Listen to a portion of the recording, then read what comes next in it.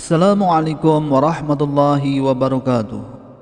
Anak-anak semuanya yang Pak Guru banggakan, alhamdulillah pada kesempatan yang baik ini kita bisa kembali lagi melaksanakan kegiatan pembelajaran secara online untuk mapel akidah akhlak kelas 8 MTS.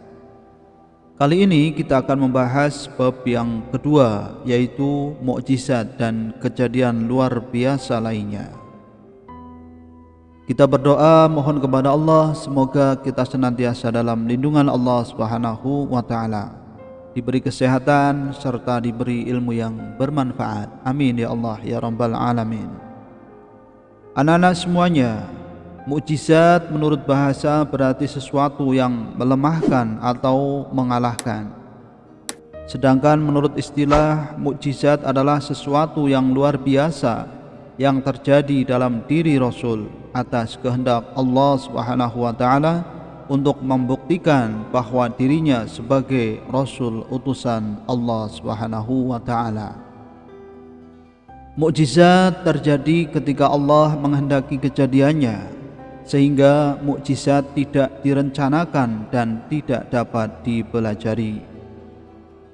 Allah Subhanahu wa taala berfirman dalam Al-Qur'an surat An-Nisa ayat 174. Bismillahirrahmanirrahim.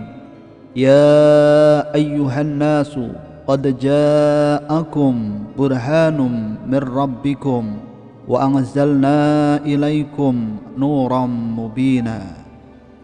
Yang artinya adalah, hei manusia, sesungguhnya telah datang kepadamu bukti kebenaran dari Tuhanmu, yaitu Muhammad dengan mukjizatnya, dan kami turunkan kepadamu cahaya yang terang benderang. Al-Quran surat An-Nisa ayat 174. Mukjizat merupakan kejadian luar biasa yang menunjukkan kekuasaan Allah Subhanahu wa taala, sehingga sudah sepantasnya jika manusia mengakuinya untuk meningkatkan ketakwaan kepada Allah Subhanahu wa taala. Adapun fungsi dari mukjizat adalah sebagai berikut. Yang pertama adalah untuk melemahkan dan mengalahkan usaha dan segala alasan orang kafir yang menentang seruan para Rasul Allah Subhanahu wa taala. Yang kedua adalah sebagai bukti kekuasaan dan kebesaran Allah Subhanahu wa taala. Dan yang ketiga adalah sebagai bukti bahwa Rasul memang benar-benar dipilih dan diutus Allah Subhanahu wa taala sebagai penyampai wahyunya. Adapun macam-macam mukjizat adalah sebagai berikut. Yang pertama adalah mukjizat kauniyah, adalah mukjizat yang tampak dapat dirasakan oleh panca indera. Mukjizat ini berupa peristiwa alam seperti laut terbelah oleh tongkat Nabi Musa alaihissalam, dan mukjizat Nabi Isa alaihissalam bisa menghidupkan orang yang mati atas izin Allah Subhanahu wa taala. Kemudian yang kedua adalah mukjizat aqliyah, adalah mukjizat yang dapat diterima dan difahami oleh akal sehat manusia. Contohnya adalah Al-Quranul Karim. Anak-anak semuanya, itulah mukjizat Allah Subhanahu wa taala yang diberikan kepada para utusannya. Selain mukjizat, ada juga kejadian luar biasa, yaitu karamah, maunah, dan irkhas.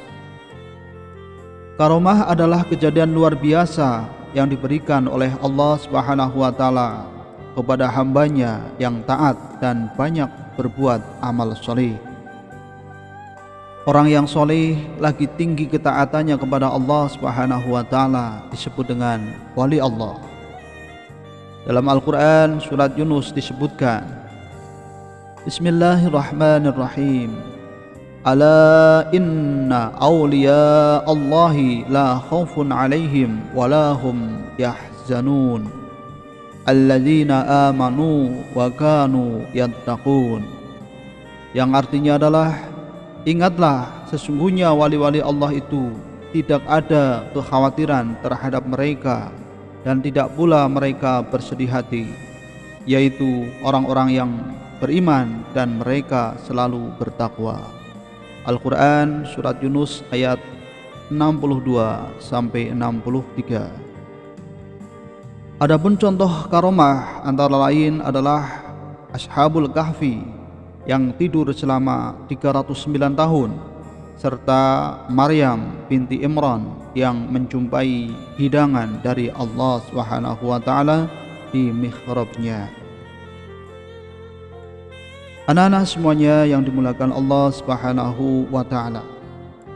Kemudian yang kedua adalah maunah, adalah kemampuan yang luar biasa yang diberikan Allah Subhanahu wa taala kepada seorang mukmin yang mengatasi sesuatu kesulitan. Maunah dapat terjadi pada siapapun yang dikehendaki oleh Allah Subhanahu wa taala. Misalnya, seorang yang terkurung dalam ruangan sehingga ia bisa membobol tembok hingga selamat dari kurungan atas pertolongan Allah Subhanahu wa taala. Karena tidak mungkin seorang dapat merobohkan tembok yang begitu kokoh kecuali atas pertolongan Allah. Kemudian yang ketiga adalah irhas. Irhas adalah kejadian yang istimewa yang terjadi pada diri seorang calon nabi. Misalnya ketika Nabi Muhammad SAW sedang dalam perjalanan dagang, beliau selalu diikuti dan dipayungi oleh awan. Dan Nabi Isa alaihissalam dapat berbicara ketika masih bayi, serta Nabi Ismail alaihissalam yang mengeluarkan air zam-zam dari ketukan-ketukan kakinya atas izin Allah Subhanahu wa taala. Itulah beberapa kejadian luar biasa selain mukjizat, yaitu karomah, maunah, dan irhas. Anak-anak semuanya yang dimuliakan Allah Subhanahu wa taala, demikianlah materi kita pada kesempatan kali ini. Kita membahas tentang mukjizat dan kejadian luar biasa lainnya. Ada karomah, maunah, dan irhas. Semoga kita bisa mengambil hikmahnya. Untuk selanjutnya silahkan kalian kerjakan latihan soal berikut ini. Demikian yang dapat Pak Guru sampaikan. Semoga apa yang Pak Guru sampaikan bisa bermanfaat untuk kita semuanya dan tetap semangat dalam belajar.